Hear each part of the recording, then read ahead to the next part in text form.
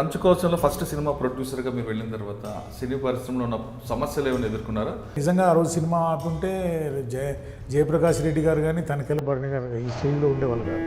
అంత సిచ్యువేషన్స్ వచ్చినాయి. అంటే ఈ ఒకరికొకరు పడక ఒకరిని ఒకరు అంటే ముందుకు రావడం తొక్కడము ఇవన్నీ జరిగినాయి.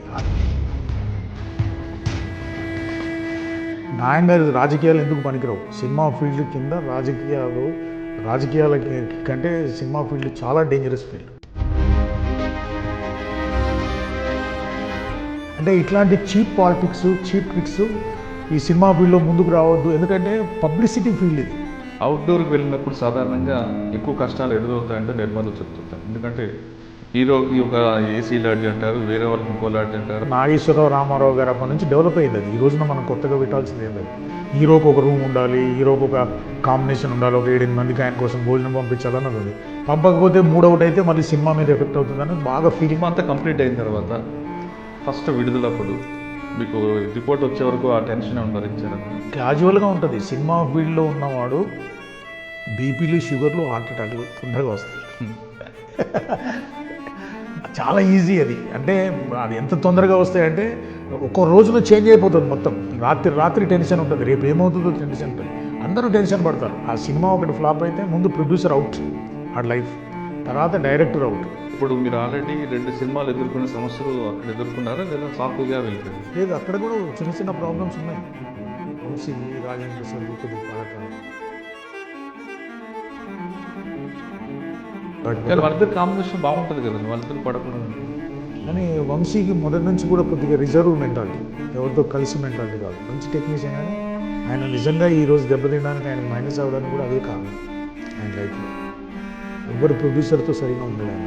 ఆయన కావాలనుకున్న దానికి నేను విన్నది ఏంటంటే, అప్పుడు నేను మాట్లాడాను సార్, రామోజీరావు గారిని కూడా హీరో గురించి నువ్వు ఈ హీరోని తీసి హీరోని పెట్టాలంటే మీరు షూటింగ్కి రాకండి మీరు స్పాట్కి అంటే. ఏ క్రాఫ్ట్లో ఎక్కువగా ఇబ్బంది పడే అవకాశం? ఏ డిపార్ట్మెంట్లో ఎవరు ప్రాబ్లం ఫేస్ చేసినా ముందు టెక్నీషియన్స్, డైరెక్టర్సు, కెమెరామెన్ వీళ్ళ దగ్గర నుంచి ఎక్కడ ప్రాబ్లం వచ్చినా సినిమా ప్రాబ్లంలో పడుతుంది. కంచకౌచ నుండి నీ నవ్వే చాలా వరకు సినిమా చేసిన పద్మారావు గారికి సినిమా స్టార్ట్ అయ్యే వరకు అతని చుట్టూ తిరుగుతారు అందరూ. సినిమా స్టార్ట్ అయిన తర్వాత అతను అందరి చుట్టూ తిరగాలి. ఇప్పటిదాకా తెలంగాణ టెక్నీషియన్స్ కానీ, తెలంగాణ రైటర్స్ని కానీ, తెలంగాణ కవుల్ని కానీ ఇంకా ఆపడానికి లేదు. ఎందుకంటే తెలంగాణ రాష్ట్రం వచ్చిన తర్వాత ఎక్కువ అయితే ఈ సర్కిల్ కూడా, అంటే ఈ సినిమా సర్కిల్ కూడా పారిపోవాల్సిన పరిస్థితి వస్తుంది, ఆంధ్రాకి వెళ్ళిపోవాల్సిన పరిస్థితి వస్తుంది. కాబట్టి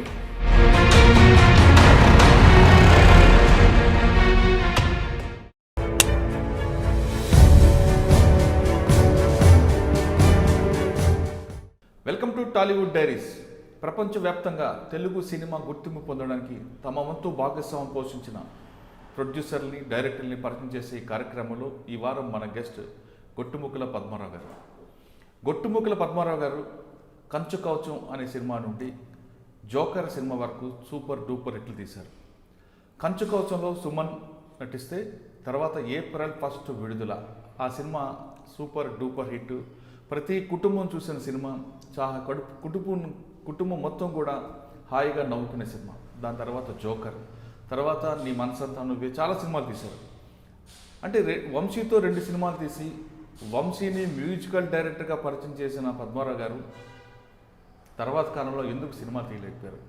అంటే మారుతున్న జనరేషన్ కారణమా, లేదు తర్వాత జరుగుతున్న పరిణామాలకి తట్టుకోలేక, లేదా కుటుంబ కథా చిత్రాలకి సినిమా పరిశ్రమ దూరం అవడమా, లేదా టెక్నాలజీని అందుకోకపోవడమా? ఈ కారణాలకి పద్మారావు గారికి అడిగి తెలుసుకుని. పద్మారావు గారు నమస్కారం. నమస్తే.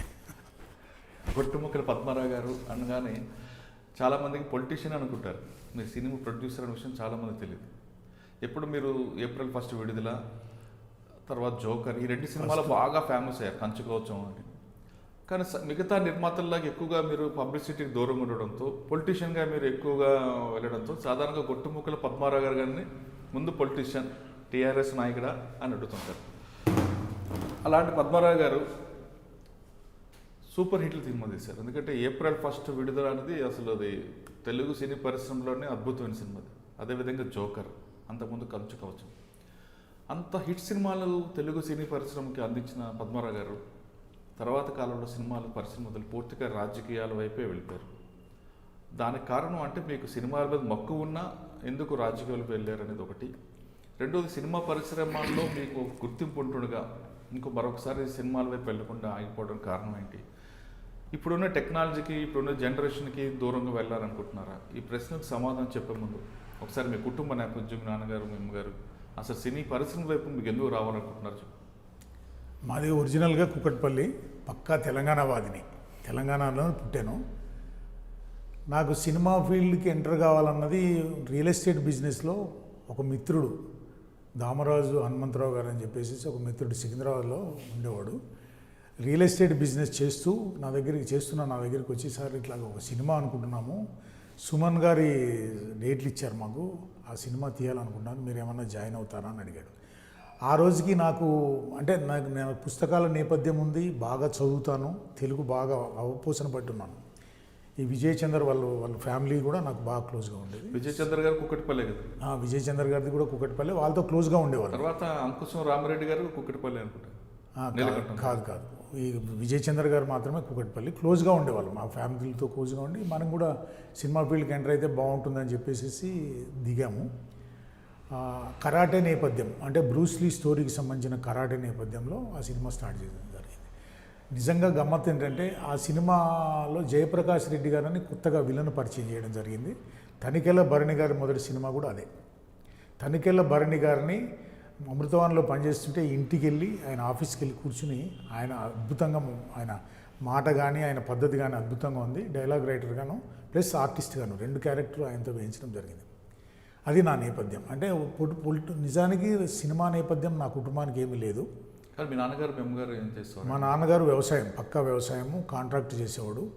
మా మదర్ హౌస్ వైఫ్. పెద్ద ఫ్యామిలీ మాది, పెద్ద కుటుంబం. మా బాబాయిలు కానీ వాళ్ళు కానీ పెద్ద కుటుంబం, బ్రదర్స్ ఫ్యామిలీ పెద్ద కుటుంబం. జనరల్గా నాకు ఆ టైంలో నాకు ప్రాబ్లం ఉంది, హీరోకి మనం అడ్వాన్స్ ఇచ్చాము, మీరు ఇన్వెస్ట్మెంట్గా మా ముందుకు వస్తే మాత్రం మంచి సినిమా వద్దంటే, అప్పటికీ సినిమా ఫీల్డ్ విజయ్ చంద్ర పరిచయం కాబట్టి దిగడం జరిగింది. మంచి సినిమా తీసాం అప్పుడు కూడా. కంచుకోవచ్చు అన్ఎక్స్పెక్టెడ్గా ఫీల్డ్లోకి వచ్చారు తప్ప మీకు కుటుంబ నేపథ్యం కానీ సినిమా ఇంట్రెస్ట్ కానీ లేదు. అంటే కంచుకోవచ్చంలో ఫస్ట్ సినిమా ప్రొడ్యూసర్గా మీరు వెళ్ళిన తర్వాత సినీ పరిశ్రమలో ఉన్న సమస్యలు ఏమైనా ఎదుర్కొన్నారా? లేదు డైరెక్ట్గా మీరు ఆయన సపోర్ట్తో? లేదు, ఆయన సపోర్ట్తో మేము సినిమాలు తీసాము. అతను మంచి వ్యక్తి. చిన్న ప్రాబ్లమ్స్ అయినాయి. అప్పుడు సుమన్ గారికి ఏదో ప్రాబ్లం వచ్చింది, ఆ సినిమా ఆపే ప్రయత్నం కూడా కొంతమంది చేశారు. చేసినా సరే నిజంగా ఆ రోజు సినిమా ఆపుంటే జయప్రకాష్ రెడ్డి గారు కానీ తనికెళ్ళ భరణి గారు ఈ స్టేజ్లో ఉండేవాళ్ళు కాదు. అంత సిచ్యువేషన్స్ వచ్చినాయి. అంటే ఈ ఒకరికొకరికి పడక, ఒకరిని ఒకరు అంటే ముందుకు రావడం, తొక్కడము, ఇవన్నీ జరిగినాయి. ఆ నేపథ్యం జరిగిన తర్వాత కూడా మళ్ళీ విజయ్ చంద్రతో నాకున్న క్లోజ్నెస్తో వేమన చరిత్ర అనే సినిమా తీయడం జరిగింది. వేమన చరిత్ర అంటే ఒక సబ్జెక్టు, వేమన చరిత్ర బాగుంటుంది అన్నది ఉద్దేశంతో అది సినిమా పెద్దగా ఆడలేదు అనుకోండి. ఆ తర్వాత ఒకనాడు పొద్దున్నే చతుర విప్లవ అని వచ్చేవి, ఈనాడులో వచ్చేవి. పొద్దున్నే ఆ అప్పటికి సినిమా ఇంకా మనకు స్టార్ట్ అయిపోయింది. పొలిటికల్గా ఉన్న సినిమా కూడా చేయాలి అని చెప్పి, ఎందుకంటే ఒరిజినల్గా బాగా చదివే అలవాటు ఉంది, పుస్తకాలు చదివే అలవాటు ఉంది. కొన్ని 100 పుస్తకాలు చదివి ఉంటాను నేను. ఆ విపుల అనే చతుర అనే పుస్తకంలో అనుకుంటా హరిశ్చంద్రుడు అబద్ధం ఆడితే అని ఒక నవల వచ్చింది. ఎంఐ కిషన్, కోలపల్లి ఈశ్వరరావు రాసిన నవల. ఆ నవల తీసుకుని ఇమీడియట్గా ఫ్లైట్ ఎక్కి మెడ్రాస్ వెళ్ళిపోయాను.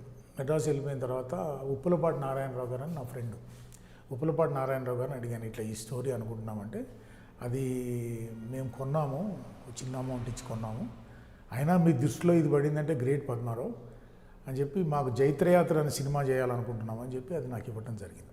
ఇచ్చిన తర్వాత వేరే మిత్రులుండి నాకు రేలంగి నరసింహారావు గారితో చేస్తే బాగుంటుందంటే, లేదు ఇది వంశీ గారు అయితేనే బాగుంటుంది. వంశీ గారికి హ్యూజ్ ఫ్యాన్ నేను అప్పుడు, అన్వేషణ ఆ సినిమాలు చూసి, వంశీ గారు అయితేనే దీన్ని అద్భుతంగా తీర్చిదిద్దగలుగుతాడని చెప్పేసి వంశీ గారి దగ్గరికి వెళ్ళి ఈ సినిమాను స్టార్ట్ చేయడం జరిగింది. ఆ సినిమాలో కూడా కృష్ణ భగవాన్ అనే ఒక ఆర్టిస్ట్ను కొత్తగా పరిచయం చేయడం జరిగింది. శరత్ బాబు గారు తమ్ముడిని కూడా పెట్టారు అందులో. వంశీ గారి డైరెక్షన్లో ఎల్వి శ్రీరామ్ గారు కూడా వర్క్ చేశారు దాంట్లో. అది ఎంత అద్భుతమైన సినిమా అన్నది మీకు ఐడియా ఉంటుంది. అంటే సినిమా బడ్జెట్ ఎంత ఏంటంటే ఎక్కడెక్కడ షూట్ చేస్తాం? మొత్తం రాజమండ్రిలోనే షూట్ చేశాం. నెల రోజుల్లో అయిపోయింది. మా రాజమండ్రిలోనే టోటల్ షూటింగ్ జరిగింది. ఇళయరాజా గారి మ్యూజిక్ దానికి, ఆ సినిమాకి. అంటే అయితే మీరు చెప్తున్నట్లుగా వంశీ గారితో సినిమా స్టార్ట్ చేద్దాం అనుకున్నారు. జనరల్గా కొంతమంది నిర్మాతలు చెప్పేది ఏంటంటే సినిమా అగ్రిమెంట్ అప్పుడు వరకు మాత్రమే నిర్మాత వర్క్ ఉంటుంది, కథా చర్చల్లో కానీ కాస్ట్యూమ్స్ ఎత్తుకోవడం కానీ మిగతా విషయాల్లో నిర్మాత అవకాశం ఉండదు, నిర్మాత ఒక క్యాషియర్గా చూస్తారంటున్నారు. కానీ ఫస్ట్ సినిమా వంశీ గారితో మీరు చేసినప్పుడు మీకు ఎదురైన అనుభవం ఏంటి? ఫస్ట్ సినిమా నుంచి వంశీ గారితో సినిమా వరకు కూడా ఇది కీ ఇస్తే స్టార్ట్ అవ్వడానికి మోటార్ సైకిల్ కారో కాదు. సినిమా ఫీల్డ్ అనేది ప్రపంచంలోనే అద్భుతం అనుకోవచ్చు, ప్రపంచంలోనే రిస్కీ బిజినెస్. అది చాలా రిస్క్ బిజినెస్. తెల్లారే వరకు ఓడలు బండ్లు అవుతాయి అన్నది ఒక సినిమా ఫీల్డ్లో 100% వర్తిస్తుంది. సినిమా ఫీల్డ్లో మనుషుల మనస్తత్వాలు, ఒకరినొకరు తొక్కాలనుకోవడము, లేకుండా ఉండాలనుకోవడము, గ్రూప్ పాలిటిక్స్, ఇవన్నీ చాలా ఉంటాయి. న్యాయంగా రాజకీయాలు ఎందుకు పనికిరావు. సినిమా ఫీల్డ్ కింద రాజకీయాల కంటే సినిమా ఫీల్డ్ చాలా డేంజరస్ ఫీల్డ్. కానీ అది అంటే జనరల్గా ఎట్లా ఉంటుందంటే, మేము టాలెంట్ ఉన్న వ్యక్తిని ఎవరేం చేయలేరు. ఉదాహరణకి ఎస్వి కృష్ణారెడ్డి ఉన్నాడు. ఎస్వి కృష్ణారెడ్డి సినిమా ఫీల్డ్లోకి వచ్చి ఒక ముస్లిం అబ్బాయిని, అలీని, అప్పటికి చిన్న కామెడీ ఆర్టిస్ట్ని హీరోగా చేయగలిగాడు. టాలెంట్ అనేది ఎవరో ఆపలేరు. కానీ వీలైనంత వరకు ఈ పాలిటిక్స్ అనేది ఏమంటే ఎవరిని వాడు తోసేయాలనేది చూస్తేది ఈ సినిమాలో ఉండదు. అందులో అందరికంటే ఘోరంగా పరిస్థితి ప్రొడ్యూసర్ది. ప్రొడ్యూసర్ అనేవాడు సినిమా మీద అవగాహన లేకుండా, సినిమా స్టోరీ మీద అవగాహన లేకుండా, సినిమా మిగతా వాటి మీద అట్లీస్ట్ ఈ సినిమా మనం బిజినెస్గా చేస్తున్నాము, దీనివల్ల ఒక రకంగా మనకు రూపాయి పెడితే రూపాయి రావాలనేది కాకుండా ఒక పద్ధతిగా పోతే బాగుంటుంది. ఈ రకరకాల రకరకాల అలిగేషన్స్, ఈ అట్రాక్టివ్ ఫీల్డ్, ఇది అట్రాక్టివ్ ఫీల్డ్ వల్ల సినిమా ప్రొడ్యూసర్ అనేవాడు ఫస్ట్ తొక్కబడతాడు, ఫస్ట్ మోసపోతాడు. ఇప్పుడు మీకు ఎదురైన అనుభవం ఏంటంటే ఏప్రిల్ 1 విడుదల? ఏప్రిల్ 1 విడుదలకు పెద్ద నాకు ప్రాబ్లం ఏం రాలేదు. కంచుకోవచం అప్పుడే వచ్చింది ప్రాబ్లం. కంచుకోవచం అప్పుడు సినిమా అవ్వడానికి చాలామంది ట్రై చేసి ఆ రోజున కనుక వాళ్ళ మాట విని నేను సినిమా కనుక ఆపుంటే, సురేష్ రెడ్డి గారు చెప్పారు, అందులో రకరకాల పాలిటిక్స్ ఉంటాయి పద్మారావు గారు, ఈ సినిమా ఆపడానికి నీకు రైట్ ఉంది, ఎందుకంటే ప్రొడ్యూసర్స్కి ఇద్దరికి చెక్ పవర్ ఉంది, నీకు చెక్ పవర్ లేదు, ఆపుతావా అంటే, లేదు సార్ నేను ఈ సినిమా ఆపను, సినిమా బయటికి రావాలని వచ్చాను కానీ ఆపాలని రాలేదంటే చేతిలో చేసి నీకు అన్నిటి రకాలుగా కోఆపరేషన్ చేస్తాను, ఈ సినిమా రిలీజ్ అవుతుందని చెప్పి సినిమా రిలీజ్కి ఆపకుండా సినిమా రిలీజ్. అట్లాగే ఏప్రిల్ 1 విడుదలప్పుడు కానీ, ఈ వేమన చరిత్ర అప్పుడు కానీ చిన్న పాలిటిక్స్. ఎట్లాంటి పాలిటిక్స్ అంటే, ఏప్రిల్ జోకర్ వేమన చరిత్ర సినిమాకి నా ఇంటి పేరు తీసేశాడు ఆ ప్రొడ్యూసర్. అంటే పద్మారావు అనేవాడికి పాపులారిటీ రాకూడదు. అసలు కంచుకోవజం అనే సినిమాలో నన్ను క్యారెక్టర్ వేయించారు ఆ ప్రొడ్యూసర్. ఎంత మంచి వ్యక్తి అంటే, పాపులారిటీ బాగుంటుంది సార్ మీరు వేయండి అని. వేమన చరిత్ర వచ్చేసరికి విజయ్ చంద్ర నేను బాగా క్లోజ్ ఫ్రెండ్స్ అని చెప్పి ఇంటి పేరు తీసేసాడు. అంటే ఇట్లాంటి చీప్ పాలిటిక్స్, చీప్ ట్రిక్స్ ఈ సినిమా ఫీల్డ్లో ముందుకు రావద్దు. ఎందుకంటే పబ్లిసిటీ ఫీల్డ్ ఇది. నేను నిజంగా ఈరోజు రాజకీయంగా కూడా నాకు ఈ పేరు వచ్చిందంటే సినిమా ఫీల్డే. మీకు ఈరోజు సినిమా ఫీల్డ్లో నేను రాజకీయంలో కనపడుతున్నాను, కానీ సినిమా ఫీల్డ్ ఎంట్రెన్సే నాకు రాజకీయంగా ఎంట్రీ అయింది. ఒకనాడు పి జనార్దన్ రెడ్డిని రీచ్ అవ్వడానికి కూడా కారణం కూడా నాకు సినిమా ఫీల్డే. కానీ సినిమా ఫీల్డ్లో ఉన్న ట్రిక్స్ దారుణమైన ట్రిక్స్. ఏప్రిల్ 1 విడుదల, ఏప్రిల్ 1 విడుదల మంచి హిట్. అంటే ఆ హిట్లో మీ భాగస్వామ్యం ఉంది. ఆ కథా చర్చలో మీరు కూడా పాల్గొన్నారా, లేదంటే మ్యూజికల్ డైరెక్టర్ విషయంలో కానీ అన్నింటిలో? 100% స్టోరీలో నేనే ఉన్నా. స్టోరీ ఎంఐ కిషన్ కోలపల్లీశ్వరరావు దగ్గర కొన్నప్పటి నుంచి స్టోరీ సబ్జెక్ట్కి ఎప్పటికప్పుడు వంశీ గారిని ఫాలో అవుతూ, అసలు మా సినిమా జరుగుతున్నంతసేపు, సినిమా సబ్జెక్ట్ జరుగుతున్నంతసేపు ఈ డైలాగ్స్ అన్నింటిలో ఆయనతో పాటు నేనున్నా. ప్రతిదీ ఎంజాయ్ చేశాం మేము. ఈ సినిమా పెద్ద హిట్. కొంతమంది నిర్మాతలు చెప్తుంటారు, సినిమా ఓపెనింగ్ అయిన తర్వాత నిర్మాతకి పక్కన పెడతారు, కథా చర్చల్లో పాల్గొనేవారు అంటారు. మీకు అలాంటివి? 100% పక్కన పెడతారు. ఎందుకు? అతనికి సబ్జెక్ట్ నాలెడ్జ్ లేకపోతే గ్యారంటీగా పెడతారు. ఇప్పుడు జోకర్ సినిమా ఉంది, ద మెయిడ్ అని ఇంగ్లీష్ క్యాసెట్. ఆ ఇంగ్లీష్ క్యాసెట్ నేను ఎక్కడో పట్టాభి అని మాకు బంధువు ఒక ఆయన ఉంటే ఆయన దగ్గర క్యాసెట్ చూసి నేను సినిమా చేశాను. దాన్ని వంశీ గారి దగ్గర తీసుకెళ్తే మనం చేద్దాం సినిమా అన్నారు. అంటే నాలెడ్జ్ అనేది ఎంతో కొంత నాలెడ్జ్ ఉండాలి. ఓన్లీ బిజినెస్ పర్పస్లో పోతే మనిషిని తొక్కేస్తారు. రెండోది రకరకాల అందులో ఆకర్షణలు ఉంటాయి. ఆకర్షణల సైడ్ చూస్తే కూడా తొక్కేస్తారు సినిమా ఫీల్డ్లో. ప్రొడ్యూసర్ అనేవాడు జాగ్రత్తగా ఉండకపోతే ప్రొడ్యూసర్ని ఏ రకంగా దెబ్బతీయాలన్నది ప్రతి వాడు వెయిట్ చేస్తుంటాడు. ఎందుకంటే కీస్తే పోయేది కాదు కదా, మనుషులతో బిజినెస్. మా సినిమాలో రాళ్ళపల్లి ఉన్నాడు, నాతోనే సినిమా హిట్ అవుతుంది అంటాడు. మల్లికార్జునరావు ఉన్నాడు నాతోనే సినిమా. అంటే ఎవరికి వాళ్ళు మేమే చాలా గొప్పలము, మా వల్లనే మీ సినిమా హిట్ అవుతుందంట. నా వాల్యూ ఎంతో తెలుసా మీకు అంటాడు కాకరాల ఒకనాడు. రాళ్ళపల్లి మల్లికార్జునరావు, మా వాల్యూ తెలుసా మీకు, మా వల్లే సినిమా ఆడుతుంది అని. అంటే ప్రతి వ్యక్తి నేనే గొప్ప అనే ఫీలింగ్ ఎక్కువ ఉంటుంది అక్కడ, పక్కనే తొక్కాలన్న ఫీలింగ్ ఎక్కువ. అంటే April 1 విడుదల ఇవన్నీ వచ్చాయి మీకు 100% వచ్చినాయి. ఆ సినిమా ఫీల్డ్ నేను చూసినప్పుడు ఈ ఆర్టిస్టుల ఫీలింగ్స్, ఈ ప్రొడ్యూసరు డైరెక్టరు, హీరో, ఈ అందరినీ కాంబినేషన్ చేసుకుంటూ ముందుకు పోతేనే. రెండోది వాళ్ళు కూడా ప్రొడ్యూసర్ సక్సెస్ని చూస్తారు. ఆడు సక్సెస్ఫుల్ ప్రొడ్యూసర్ అయితే నోరెత్తారు, ఎవరు చేస్తారు నోరు మూసుకుని. కొత్త ప్రొడ్యూసర్ అంటే ఆడుకుంటారు, బ్రహ్మాండంగా ఆడుకుంటారు. అది సార్ April 1 విడుదలలో మీరు అవుట్డోర్ ఎక్కువగా రాజమండ్రి పరిసర ప్రాంతాలు తీశారు.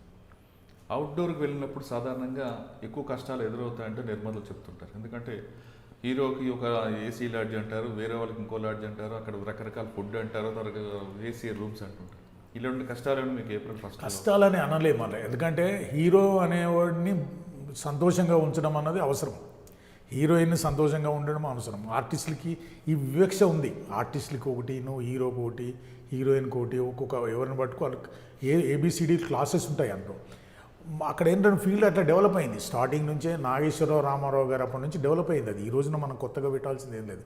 హీరోకి ఒక రూమ్ ఉండాలి, హీరోకి ఒక కాంబినేషన్ ఉండాలి, ఒక 7-8 మందికి ఆయన కోసం భోజనం పంపించాలన్నది ఉంది. పంపకపోతే మూడ్ అవుట్ అయితే మళ్ళీ సినిమా మీద ఎఫెక్ట్ అవుతుంది అనేది బాగా ఫీలింగ్ మనకి. ఎందుకు April 1 విడుదల అవుట్డోర్లో సమస్యలు వచ్చాయా? రాలేదు. రాజమండ్రిలో చాలా మంచి కోఆపరేషన్ చేశారు. మీరు నమ్మరు, రాజమండ్రిలో ఆ సినిమా షూటింగ్ అప్పుడు కొంతమంది ఇల్లు ఫ్రీగా ఇచ్చారు మాకు. ఇళ్లలో పెట్టుకుంటే హోటల్స్ వాళ్ళు హెల్ప్ చేశారు. మొత్తం రాజమండ్రి రైల్వే స్టేషన్లోనే షూటింగ్, మొత్తం కంప్లీట్ షూటింగ్. అందులో ఎక్కడి ప్రాబ్లం రాలేదు. సినిమా కూడా ఎంత అద్భుతంగా ఉందన్నది మీ అందరికీ కొత్తగా చెప్పాల్సిన అవసరం లేదు. అసలు నాకు ఆ సినిమాయే పెద్ద ఎసెట్. April 1 విడుదల, ప్రొడ్యూసర్ అనేసరికి వన్ ఆఫ్ ది పార్ట్నర్, మేము ముగ్గురం కలిసి పార్ట్నర్ అనేసరికి అసలు ఆ చూపే వేరుగా ఉంటుంది జనాల్ని, ఎంత మంచి సినిమా అని. మీరు ఆ సినిమాకి డీటెయిల్ బడ్జెట్ వేసుకున్నారా, లేదంటే మీ పార్ట్నర్షిప్తో వెళ్ళిపోయారు? అంతా వంశీ గారి మీదే. అంటే ఈ ప్రొడక్షను ఇది చేసేవాళ్ళు ఉన్నారు, వాళ్ళు చేసే డ్యూటీ వాళ్ళది. ఈయన ఏదైతే స్క్రిప్ట్ ఇస్తాడో మనకి, ఆ స్క్రిప్ట్ ఇచ్చిన తర్వాత మిగతా వర్కౌట్ చేసేసుకోవడం, ముందుకు పోవడం, అది సాఫీగానే జరిగింది అక్కడెక్కడ. సినిమా అంతా కంప్లీట్ అయిన తర్వాత ఫస్ట్ విడుదలప్పుడు మీకు రిపోర్ట్ వచ్చే వరకు ఆ టెన్షన్ ఏమైనా భరించారా మీరు? క్యాజువల్గా ఉంటుంది. సినిమా ఫీల్డ్లో ఉన్నవాడు బీపీలు, షుగర్లు, హార్ట్ అటాక్లు తొందరగా వస్తాయి.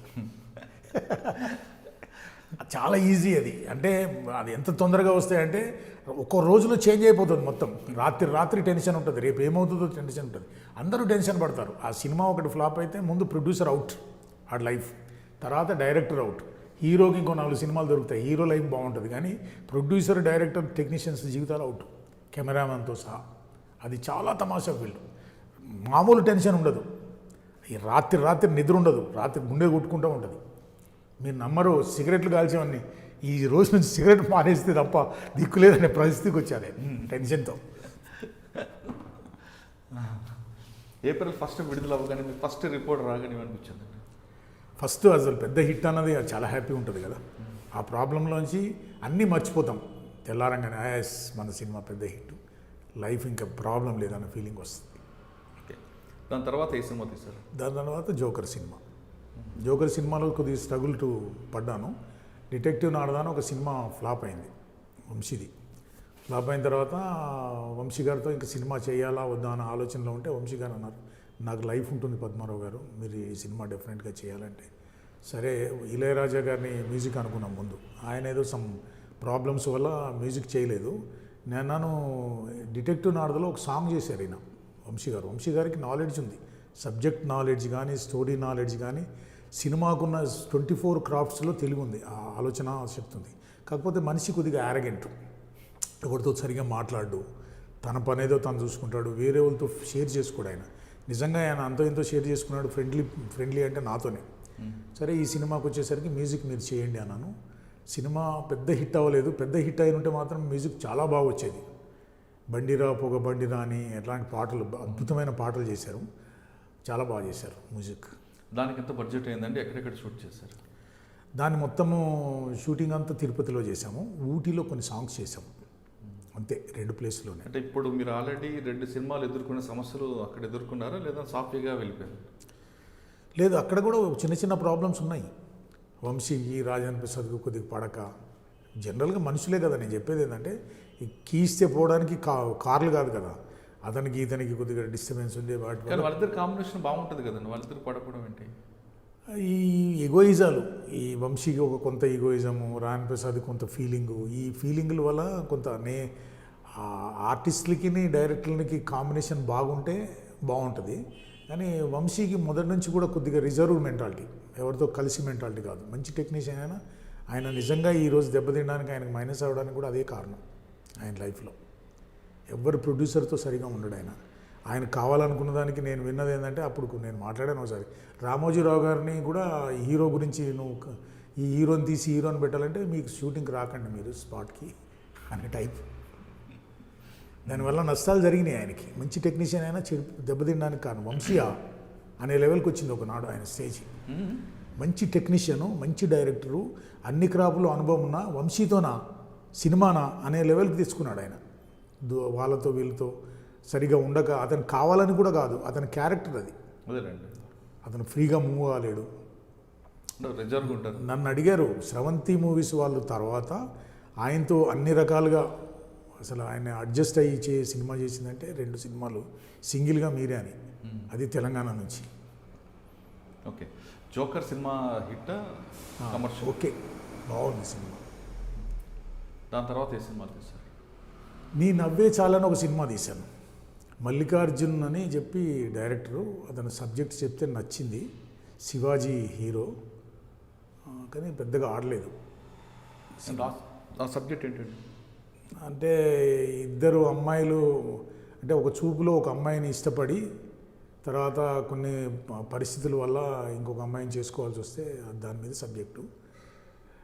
న్యాయంగా శ్రీధర్ అని ఒక ఆయన ఉండి, మీరు జాయిన్ అవ్వండి సార్ చేద్దామనంటే, నాకు పెద్దగా సబ్జెక్ట్ మీద అవగాహన లేదు. ఈ పొలిటికల్గా బిజీ ఉన్నాను నేను. పొలిటికల్గా బిజీ ఉండి ఆ సినిమా చేయడం జరిగింది. ఫ్లాప్ అయిందండి అది? Cinema flop. ఎంత పోయిందండి? డబ్బుల గురించి ఏంది కానీ బాగా. మీరు తీసిన 4 సినిమాల్లో మీకు లాభం తెచ్చింది ఏప్రిల్ 1 విడుదల అనుకుంటాను. కంచుకోవచం కూడా మంచి బెనిఫిట్స్ వచ్చినాయి. ఏప్రిల్ 1 విడుదల బాగా వచ్చింది. పోయింది వేమన చరిత్ర కూడా పోవడానికి కారణం ఏంటంటే, అప్పటికి అన్వేషణ సినిమా ఇది ఒక్కసారి పడినాయి.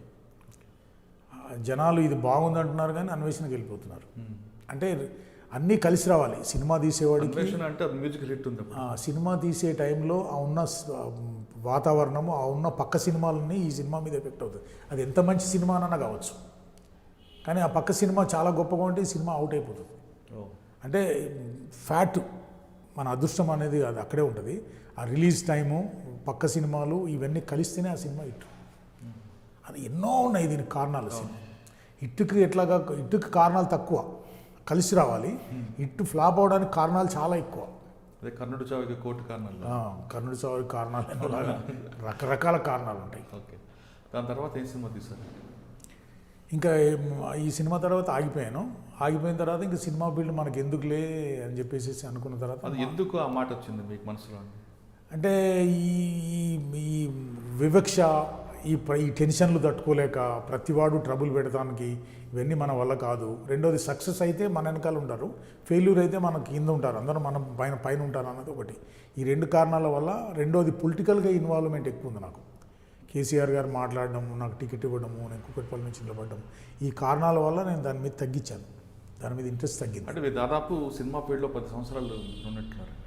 85 ఎక్కడ 10 సంవత్సరాలు? 85 నుంచి. 85 అంటే అంత సీనియర్ ప్రొడ్యూసర్ అయిన మీరు మరి ఎందుకని అంత మంచి సినిమాలు తీసి ఒక్కసారి ఎందుకులే అన్న స్థాయికి వచ్చారు? అంత నిర్లప్తి ఎందుకు వచ్చింది? నేను అంత నిర్లప్తి అనేది లేదు. జనరల్గా అందులో తట్టుకొని ముందుకు పోగలిగితే అద్భుతమైన ఫీల్డ్. కానీ ఇంకా మనకి ఈ పాలిటిక్స్ ఒకటి, బిజినెస్ ఒకటి, ఈ రియల్ ఎస్టేట్ ఒకటి, దానివల్ల కొంత తగ్గించి పక్కకు రావడం జరిగింది తప్ప, సినిమా ఫీల్డ్లో ఒక అవగాహన ఉంది, సక్సెస్ అవుతానన్న నమ్మకం ఉంది. ఇప్పుడు మా డాటర్ డైరెక్షన్ చేస్తుంది. సినిమా అయిపోయింది. మా డాటర్ని ఎంకరేజ్ చేసి ముందుకు తీసుకుపోవడం జరుగుతుంది. కంచుకౌచ నుండి నీ నవ్వే చాలా వరకు సినిమా చేసిన పద్మారావు గారికి సినిమా పరిశ్రమలో ఎలాంటి సమస్యలు వస్తుంటాయి ఒక నిర్మాతగా? ముందు సినిమా బయటకు వచ్చిన తర్వాత ఇట్టా ఫట్టా అన్నది సెకండరీ ఇష్యూ. ముందు సినిమా కంప్లీట్ చేసి బయటపడేయడానికి సినిమాలో ఎంట్రన్స్లో సినిమా స్టార్టింగ్లో ప్రొడ్యూసర్కి ఏదైతే వాల్యూ ఉంటుందో సినిమా స్టార్ట్ అయిన తర్వాత ఉండదు ఇంకా వాల్యూ. ఇక సినిమా ప్రొడ్యూసర్ అనేవాడికి మన చుట్టూ అంటే సినిమా స్టార్ట్ అయ్యే వరకు అతని చుట్టూ తిరుగుతారు అందరూ. సినిమా స్టార్ట్ అయిన తర్వాత అతను అందరి చుట్టూ తిరగాలి. అది చాలా దారుణమైన ప్రాబ్లం. ఆ ప్రాబ్లం అతనికి కనుక సక్సెస్ పేరుంటే ఒక 2-3 సక్సెస్లు ఉండి వీటిని ఓవర్టేక్ చేసుకోగలిగితేనే అతను సినిమా తీయగలడు. కానీ అతనికి ఓవర్టేక్ చేసుకోలేకపోతే అతని మొత్తం ఆడుకుంటారు, జనాలందరూ అతను వాడుకుంటారు. ప్రతిదీ సెంటిమెంట్, ప్రతిదీ ఫీలింగ్, ఆర్టిస్టులకి అందరికీ కానీ టెక్నీషియన్స్ కానీ అందరికీ ఫీలింగ్. అందువల్ల సినిమా ఏదైతే ప్రొడ్యూసర్ సినిమా చేస్తాడో ముందు సబ్జెక్ట్ మీద అవగాహన పెంచుకోవాలి. స్టోరీ హిట్ ఫట్ తర్వాత సంగతి.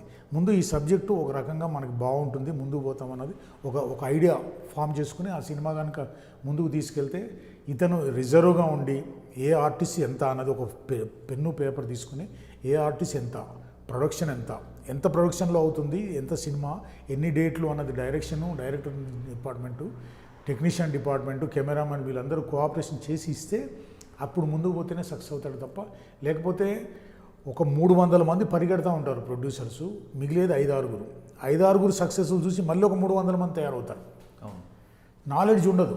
నాలెడ్జ్ లేకుండా ముందు పోవడం. ఇప్పుడు మొన్న ఒక 10 సినిమాలు పేర్లు చూసాం, ఒక్క సినిమా ఆడదు, కానీ ఇంకొకటి కొత్తవాడు వస్తాడు, డబ్బులు పోతూ ఉంటాయి. సబ్జెక్టు మీద అవగాహన ఫస్ట్, టెక్నీషియన్స్ మీద అవగాహన, success or failure secondary issue. ముందు సినిమా మంచిగా తీయగలిగితే బడ్జెట్ అనేది పర్ఫెక్ట్ ప్లాన్ చేసుకుంటే సినిమా వరకే ఒక రకంగా ఉంటాడు ఫైనాన్సర్. సినిమా వరకు నేను డబ్బులు పెడతాను సార్ అంటాడు.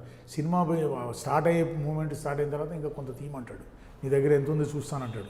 తర్వాత అంటాడు మరి ఈ రకంగా కాదు, ఈ రకమైన ఇంట్రెస్ట్ అయితే నేను ఇస్తాను అంటే ఎవ్రీ మినిట్ ఎవ్రీ ప్లేసు చాలా పక్కడబందిగా ఉంటే తప్ప ముందుకు పోలేము సినిమా. సార్ సినిమా ఫీల్డ్లో 24 క్రాఫ్ట్లో ఏ క్రాఫ్ట్లో ఎక్కువగా ఇబ్బంది పడే అవకాశం ఉంటుంది?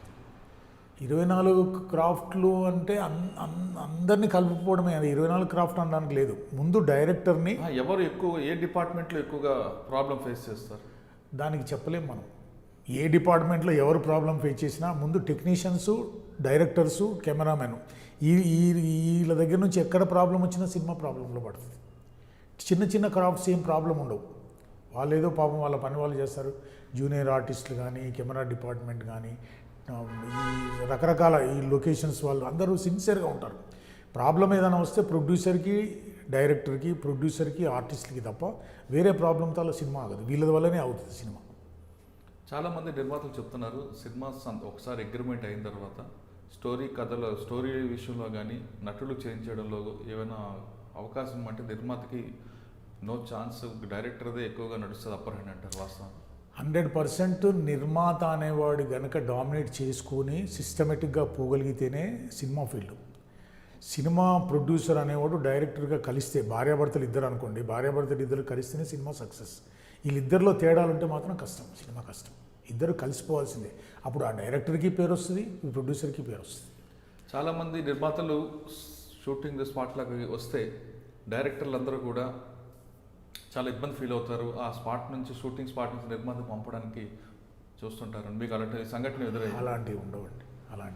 అలాంటివి ఉంటే ఇంకా సినిమా అసలు స్టార్ట్ అవ్వదు అనుకోవాలి, లేకపోతే స్టార్ట్ అయినా ఆగిపోతుంది అనుకోవాలి.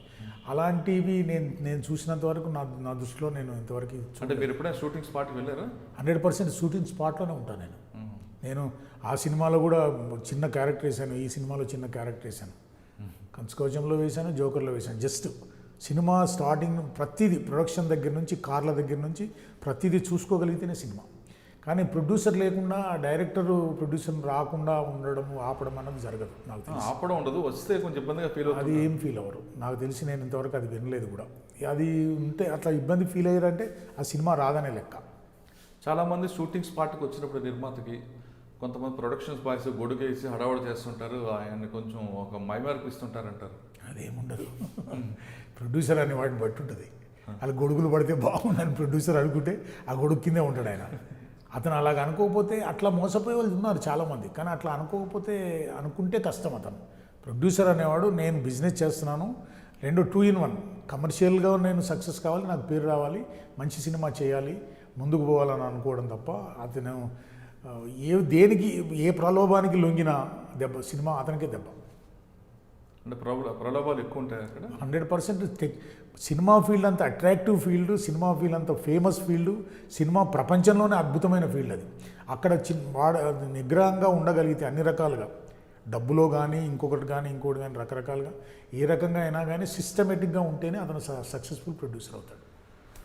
అదర్వైజ్ దెబ్బతింటాడు, అయిపోయింది, సినిమా రాదిక బయటికి, డబ్బులు పోతాయి. అట్లా నేను చెప్తున్నా కదా, 300 మంది సంవత్సరానికి 300 మంది అవుట్ అయిపోతూ ఉంటే 3-4 హిట్ అవుతుంటారు. ఆ 300 మంది కూడా ఏ దిల్ రాజునో రామానాయుడునో గుర్తు చేసుకుని పోతున్నారు. అక్కడికి వెళ్ళిన తర్వాత సక్సెస్ అయ్యి తట్టుకోలేక వెనక్కి ఇచ్చి దెబ్బతిన్న వాళ్ళు చాలామంది ఉన్నారు. అంటే మీకు తెలిసిన వాళ్ళు మీరు చెప్తున్నట్లుగా ఆర్థికంగా నష్టపోయిన నిర్మాతలు ఎవరున్నారు? అంటే మీకంటే ఫైనాన్షియల్ ప్రాబ్లం లేదు కాబట్టి మీరు నిలబడ్డారు అని చెప్పలేము. మనకి ఎందుకు చాలామంది ఉన్నారు, కొన్ని 100 మంది ఉన్నారు. అంటే సినిమా ఫీల్డ్లో వచ్చి సినిమా ఫీల్డ్లో పోగొట్టుకున్న వాళ్ళు చాలామంది ఉన్నారు సినిమా ఫీల్డ్లో వచ్చి. ఇంకా వాళ్ళు బయటికి రారు, ఎందుకంటే సక్సెస్ ఉన్నవాడిని వెతుక్కుంటాం మనం. ఆ సక్సెస్ ఉన్నవాడు పేపర్ స్టేట్మెంట్ ఇస్తుంది, సక్సెస్ ఉన్నవాడికి ప్రెస్ కోఆపరేషన్ ఉంటుంది. కానీ ఫెయిల్ అయిన వాడి జోలికి ఎవరు పోరు, ఫెయిల్ అయిన వాడి జోలికి ఎవరు పోరు, అది ప్రాబ్లం. కానీ ఫెయిల్ అయిన వాడు జోల్లో అంటే వాని స్టోరీలో మనకు గుణపాఠం వస్తుంది కదా. అది మీరు మీలాంటి వాళ్ళు బయట పెట్టాలి అలాంటి వాళ్ళని. మీకు ఇట్లాగా ఈ జాగ్రత్తలు తీసుకోమని మీలాంటి వాళ్ళు చెప్తే, లేకపోతే ఇప్పుడు మా ద్వారా నేను చెప్పిస్తే దానివల్ల ఉపయోగం ఉంటుంది తప్ప, ఇంకా కొత్త వాళ్ళు వస్తూనే ఉంటారు, దెబ్బతింటానే ఉంటారు, పోతూనే ఉంటారు. దాన్ని ఏం చేయలేము మనం. కానీ చాలామంది డైరెక్టర్లు కానీ సీనియర్ ప్రొడ్యూసర్ చెప్పేది, సినిమా ఫీల్డ్లో మీరు అన్నట్లుగా ఒక మాయా ప్రపంచం, ఒక లాటరీ లాంటిది. లాటరీ అయినా కొంత తెలుస్తుంది కదా, అందుకుంటుంది. వచ్చే వాళ్ళకి బ్యాక్గ్రౌండ్ తెలుసుకొని రండి, కానీ ఏదో డబ్బులు ఇప్పుడు ఉన్నాయని వచ్చి ఇందులో నష్టపోవద్దు, పరిశ్రమకు చెడ్డ పేరు తేవద్దు అంటున్నారు. నేను మళ్ళీ కూడా చెప్తున్నాను కదా, ఇది ఒక అద్భుతమైన అట్రాక్టివ్ ఫీల్డ్. ఈ ఫీల్డ్లోకి వచ్చినప్పుడు అన్ని జాగ్రత్తలు తీసుకుని వస్తేనే సక్సెస్, కానీ లేకపోతే చాలా దెబ్బ. చాలా అన్నిటి బిజినెస్. ఇప్పుడు ఒక ల్యాండ్ కొంటామండి మనం, ₹1,00,000 మనం ల్యాండ్ తీసుకుంటాము, ₹1,00,00,000 ఎకరం అంటాము, 10 లక్షలు కనపడుతూ ఉంటుంది మనకి మిగిలేది. కానీ ఈ సినిమాలో ఏం కనపడదు. సినిమా మాటలు మాత్రం అద్భుతంగా ఉంటాయి. ₹1,00,00,000 పెడితే 5 కోట్లు మిగులుతాయని చెప్పే వాళ్ళు ఎక్కువ ఉంటారు, కానీ ఆ కోటి కనపడకుండా పోతాయి తొందరగా జాగ్రత్త పడకపోతే. ఫీల్డ్ అట్లాంటిది. మనం తీసిన రీల్స్ తప్ప ఇంకేం కనపడదు, ఆ తీసిన ఫిల్మ్ తప్ప ఏం కనపడదు. ఫిలిం కూడా కనపడదు, ఇప్పుడు లేదు, అది కూడా చిప్పులు కదా, అంత చిప్స్ ఇస్తే వచ్చేసింది కదా. మీరు ఫస్ట్లో ఒక మాట అన్నారండి, సినిమా ఫీల్డ్లో చాలా రాజకీయాలు ఉంటాయని. మీరు ఎదుర్కొన్న రాజకీయాలు ఏంటి? ఎదుర్కొన్న రాజకీయాలు ఇవే. ఒకడేమో పేరు తీసేస్తాడు, ఇంటి పేరు తీసేసాడు ఒకడు. ఇంకో సినిమాకి వచ్చేసరికి సినిమా ఆపడానికి ట్రై చేశాడు ఇంకొక పార్ట్నరు. అంటే ఎవరిని తొక్కాలి? నేను చెప్తున్నాను కదా, ఆ రోజున నేను ఆగి ఉంటే జయప్రకాష్ రెడ్డి కానీ, తనిఖీల భరణి కానీ, ఇంకా కృష్ణ భగవాన్ కానీ, వీళ్ళందరూ కూడా మేము సినిమా ఆపడానికి ట్రై చేస్తే మేము ఆపుంటే వాళ్ళ పరిస్థితులు ఎట్లా? సినిమా ఆపాలని ప్రయత్నం చేస్తారు. ఈగోయిజం. నేను రెండోది తెలంగాణ నుంచి నేనే, 85 నుంచి నేను తెలంగాణ నుంచి నేనే. నాకున్న ఎక్స్పీరియన్స్ అది. ఆపడానికి ట్రై చేశారంటే డామినేటింగ్ పర్సను, ఈడు వస్తే ఇంకొకటి, ఈడు వెనకాల ఇంకో 4 వస్తారు అని చెప్పి. తెలంగాణ రాష్ట్రం ఎప్పుడైతే అనౌన్స్ అయిందో, అంటే తెలంగాణ రాష్ట్రం అనౌన్స్ కూడా కాదు, తెలంగాణ రాష్ట్రం వస్తుంది అన్న మూమెంట్లో ఒకసారి దాసనారాయణ గారు కలిశారు నాకు. ఇప్పటిదాకా తెలంగాణ టెక్నీషియన్స్ కానీ, తెలంగాణ రైటర్స్ని కానీ, తెలంగాణ కవుల్ని కానీ ఇంకా ఆపడానికి లేదు. ఎందుకంటే తెలంగాణ రాష్ట్రం వచ్చిన తర్వాత ఎక్కువ అయితే ఈ సర్కిల్ కూడా, అంటే ఈ సినిమా సర్కిల్ కూడా పారిపోవాల్సిన పరిస్థితి వస్తుంది, ఆంధ్రాకి వెళ్ళిపోవాల్సిన పరిస్థితి వస్తుంది. కాబట్టి తెలంగాణ వాళ్ళని ఎంకరేజ్ చేద్దాము మనము. పద్మారావు గారు మీరు కూడా కోఆపరేట్ చేయండి అన్నది దాసనారాయణరావు గారు. ఆయన లేరు కానీ నిజంగా మంచి మనిషి. అలా ఆయన ఉంటే ఇంకా బాగుండేది ఈ ఫీల్డ్లో ఈ తలనొప్పులు కానీ ఆయన్నిటికీ బాగుండేవాడు. సార్, ఫైనల్గా మన సీనియర్ నిర్మాతగా మీరు ఇప్పుడు కొత్తగా వస్తున్న నిర్మాతలకి ఎలాంటి జాగ్రత్తలు తీసుకుని రావాలి, లేదంటే వాళ్ళు ఎలాంటి సమస్యలు ఎదుర్కొంటారు చెప్పండి. కొత్తగా వచ్చే వాళ్ళు ఎవరైనా సరే ముందు సబ్జెక్టు మీద అవగాహన ముందుకు తీసుకునే సబ్జెక్టు మీద అవగాహన పెట్టుకుని, సినిమా డైరెక్టర్ ఎవరైతే బాగుంటుంది, ఏ డైరెక్టర్ అయితే మాకు సేఫ్ ఉంటుంది, రిలీజ్కు కంటే ముందు మనం ఆలోచించండి. ఆ తర్వాత డైరెక్టర్ మీద బాధ్యత పెట్టి తనకు కూడా కొంత అవగాహన పెట్టుకుని, బడ్జెట్ మీద అవగాహన పెట్టుకుని, ఫస్ట్ బడ్జెట్ చూసుకుని ముందుకు పోతే తప్ప, ఫైనాన్స్ బడ్జెట్ ముందుకు పెట్టుకుని పోతే తప్ప సక్సెస్ అవ్వడం కష్టం. అన్నిటి మీద అవగాహన పెట్టుకోవాలి. దేనికి లోబడి ఉండకూడదు, దేనికి మనం అట్రాక్ట్ అవ్వకుండా బిజినెస్గా చేద్దాము.